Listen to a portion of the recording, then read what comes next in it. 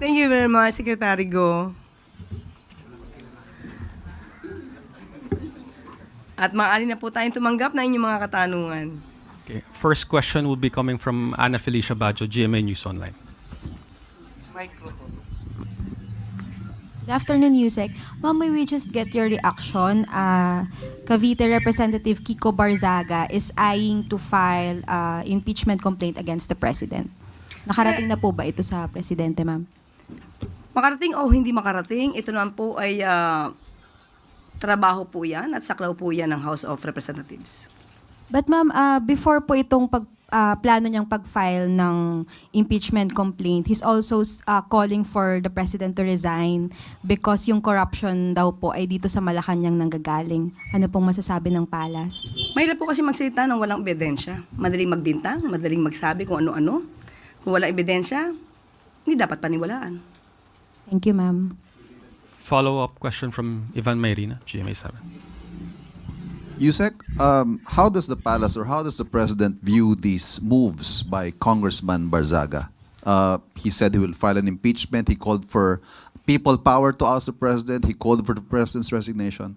While the congressman's ways may be unconventional, he is certainly getting a lot of attention. Is Malacanang paying attention? Sa panahon ngayon na marami pong ginagawa ang Pangulo, hindi po pinapansin ang mga ganyang klaseng usapin. Busy ang Pangulo sa pagtulong sa mga kababayan natin, maraming trabaho para maiangat pa ang Pilipinas, hindi para ibaba ang dignidad ng ating bansa. But again, is the president paying attention to Congressman Barzaga?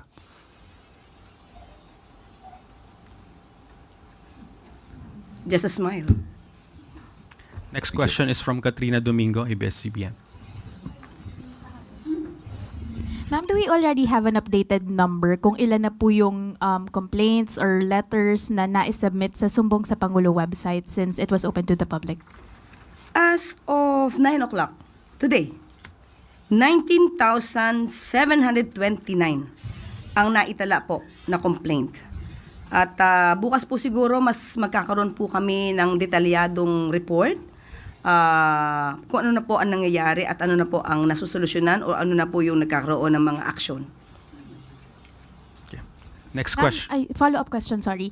Mananatili, until when po mananatiling open yung Sumbong sa Pangulo? Until the end of the President's term, or will there be a sort of a cap to close the website and focus first on what has been reported? Tingnan po natin. Kasi kapag po naman wala ng report at natapos na at wala nang pumapasok, maaari na po siguro ito isara. Next question is from Ann Soberano, Bombo Radyo. Yusek, good afternoon. Yusek, reaction lang ng Malacanang o ni Pangulong Marcos sa first ever joint activity between Philippine and Japanese militaries sa ilalim po ng Reciprocal Access Agreement. Ongoing po ngayon ang Doshin Bayanihan 525. Ito ay isang combined exercise between the two countries. Ayon sa National Security Council, ang nasabing inaugural activity ay isang strategic milestone in the operationalization ng RAA. Reaction po, ma'am. Yan din po ang nais talaga po ng Pangulo. Magkaroon ng reaffirmation ng ating commitment sa stability, peace and cooperation dito po sa Indo-Pacific. At hindi lang po ito ang nagpapalakas ng depensa, kung hindi nagbibigay pa rin po ng karagdagang kaalaman at para po mas maagarang pagresponde, lalong-lalo na po pagka mayroon pong kalamidad na nangyayari sa atin. Ma'am, makatatulong din ba ito sa issue na kinakaharap ngayon ng Pilipinas regarding po sa West Philippine Sea, ang pagiging agresibo po ng China? Hindi ko po masasagot yan at i-defer ko na lang po yan sa DFA. Next question is from Let Narciso, DZRH. Good afternoon, Yusek. Ma'am, sa Kamara po, mayroong resolusyon na nagpapaimbestiga sa tinawag na haunted hospitals ng DOH. At sa Senado naman, ibinunyag ni Senator Gatchalian yung higit 10 billion pesos na naluging pondo daw sa gobyerno dahil sa overpricing ng farm-to-market roads ng DA. Isasama na po ba ito sa iniimbestigahan o iimbestigahan ng ICI? Kapag mo may mga dokumento, maaari naman po ito ibigay agad sa ICI para kung sino po yung mga concern ng mga tao dito at involved, ay maaari po agad maipatawag para magkaroon ng mas mabilis ang pag-iimbestiga. So Pwede po itong isabay doon sa ongoing investigation. Yes, opo. Lahat po naman ng infrastructure na questionable ay maaari pong isailalim po sa pag-iimbestiga ng ICI. Next question, Eden Santos, Net25. Yusek, sabi po ni Secretary Vince Dizon, meron ng 8,000 infra projects po yung naimbestigahan ng ahensya. May we know kung ang report po na ito ng DPWH ay naibahagi na kay Pangulong Ferdinand Marcos Jr. knowing na parang mas marami po dun sa 5,000 plus na mga flood control projects ng admin po itong kanilang naimbestigahan na? Ang pag-iimbestiga naman po ay sa buong 10 years. So, according to Sec Vince, ay nasabi naman po niya ito sa Pangulo. Thank you po. Next question, Evelyn Quiroz, Filipino Mirror.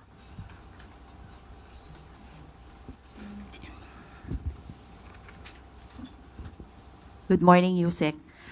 Nagiging abala po tayo sa pag-iimbestiga sa mga flood control projects. Pero may naging kautusan po ba ang Pangulo na tignan din po yung mga, kasi po meron pong mga iba pang departments na may mga infra projects like DOH, TND, and DepEd po yung mga classrooms. Meron po bang naging kautusan ng Pangulo na tignan din po ito? Kasi po yung mga contractor po ng flood control, sila rin po yung mga contractor sa mga ganitong projects. Kaya nga po ang ginawa pong independent commission ay patungkol po sa mga anomalyang flood control projects and infrastructure. Ibig po sabihin, lahat po na maaaring i-report nila na may mga anomalya, maaari po itong imbestigahan. Yan po ang gusto ng Pangulo. Last question is from Tina Maralit, The Manila Times. Good afternoon, ma'am. Ma'am, earlier this week, Baguio City Mayor Benjamin Magalong pointed to you as the trigger for his resignation as Special Advisor to the ICI.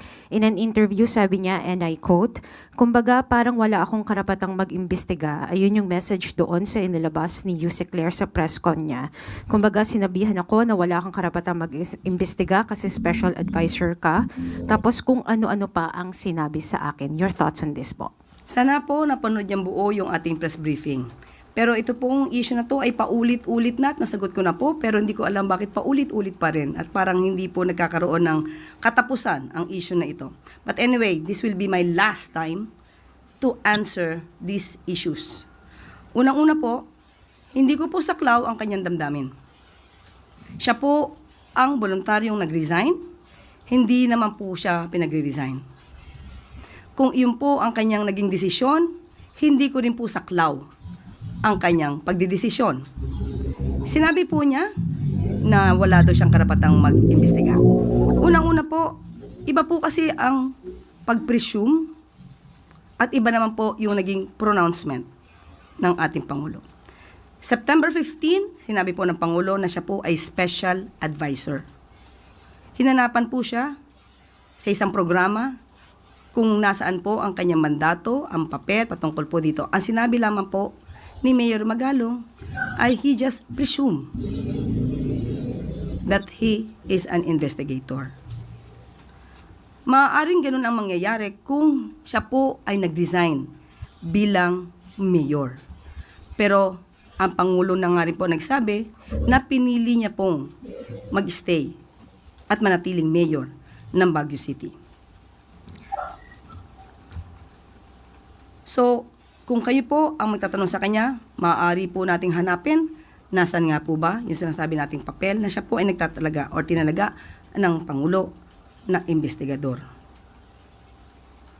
At sana po, maiwasan na po rin sana natin yung mga guessing game na nagbibigay ng intriga, lalong-lalo na sa aking naging trabaho. Ang aking naging pronouncement po dito noong September 26 na ang role ni Mayor Magalong ay ibibigay muna sa legal team, yan po ay nanggaling sa Pangulo. Huwag po niyang bigyan ng intriga na mayroong nag-utos sa akin na ibang tao. Kaya sabi nga natin, iwasan natin ang kwentong walang ebidensya. Kung sino man yung sinasabi niyang yon, kung may alam siya kung sino nag-utos sa akin, at hindi ang Pangulo, sa mga sinabi ko noong September 26, ipalitaw niya po. Dahil alam kong wala siyang mapapalitaw.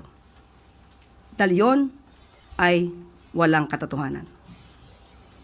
So iwasan po natin ang mga intriga, lalong-lalo na kung tatamaan dito ang Pangulo. Ang Pangulo po ay sumusunod lamang sa batas. Hindi po natin pwedeng i-please lahat ang tao sa kagustuhan nila. Pero ang maaapektuhan naman po ay ang batas at ang pronouncement ng Pangulo. Sana matapos na po ang issue na ito dito at wala na po sanang paulit-ulit na issue na ganito. Salamat po. Salamat. Whole of government approach upang masigurado ang price stability sa gitna ng mga kalamidad sa bansa.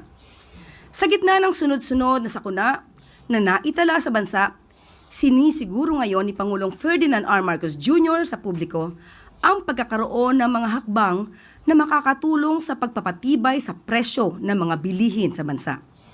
May mga hakbang na rin ang Pangulo para mas paigtingin ang pagbibigay ng suporta sa mga magsasaka upang masiguro ang food supply sa bansa at ang agarang pagbangon sa mga lugar na lubhang naapektuhan ng mga sakuna. Ayon kay Finance Secretary Recto, kabilang sa mga hakbang na ito ang tuloy-tuloy na relief and rehabilitation efforts para sa mga biktima ng kalamidad, lalo na sa pagbibigay ng tulong at suporta sa mga magsasaka. Dagdag ng kalihim na makakaasa ang taong bayan na nakaagapay ang pamahalaan sa pangunguna ni Pangulong Marcos Jr. upang masiguro na abot kaya ang presyo ng mga pangunahing bilihin, lalo na sa lubos na nangangailangan. Sa gitna ng sama ng panahon, nagsagawa ang administrasyon ni Pangulong Marcos Jr. na ang mga iba't ibang intervention para maprotektahan ang purchasing power at livelihood ng mga residenteng apektado ng mga sakuna. Ang Department of Trade and Industry nagpatupad ng price freeze sa mga basic commodities sa mga apektadong lugar upang maiwasan ang paglobo ng presyo ng mga bilihan at supply shortage sa gitna ng mga kalamidad. Namahagi naman ng agarang tulong ang Department of Agriculture sa mga magsasaka at mangingisda.